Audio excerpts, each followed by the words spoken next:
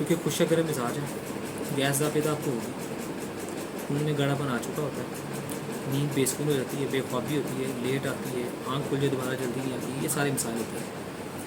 और जिस्म में भी थकावट रहती है, जिस्म दर्द कर रहा होता है, सुस्ती है आपके अंदर, ठीक है, ये चीज़ें चल रही होती हैं।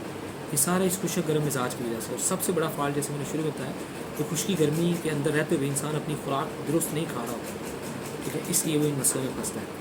जिस्म के हिस्से सुन्न भी हो जाते हैं, सांस भी फूलने लग जाता है, ठीक है, भूख भी कम हो जाती है, वो भी कम हो गई है, भूख में कमी आ गई। बिल्कुल ऐसे अभी इधर से आया हूँ ना, गर्मी में आया हूँ, इधर आके बैठा हूँ, थोड़ी देर ठंडा हुई, फ़ौरन जिस्म में दर्द होना शुरू हो गया।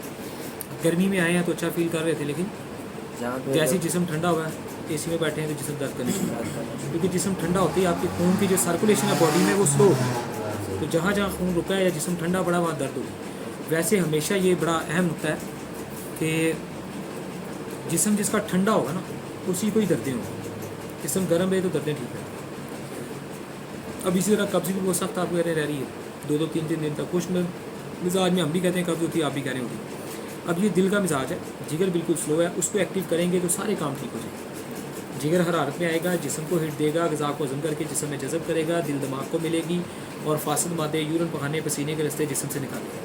तो इस तरह आपका सारा निज़ाम जो है वो इंशाअल्लाह अल्लाह की वजह से बेहतरीन हो जाएगा। इसमें ग़िज़ाई प्लान होगा, दवाई प्लान होगा, तो दिमागी तौर पे साबी तौर पे आपको वीकनेस कमज़ोरियाँ होने शुरू हो जाएंगी, याददाश्त कम हो जाएगी, सोचें ज़्यादा आएंगी, ख्यालात आएंगे, डिप्रेशन, एंजाइटी सब कुछ होगा। इसका सबसे बड़ा कसूर मैदे का होगा इसके पीछे, ठीक है जी।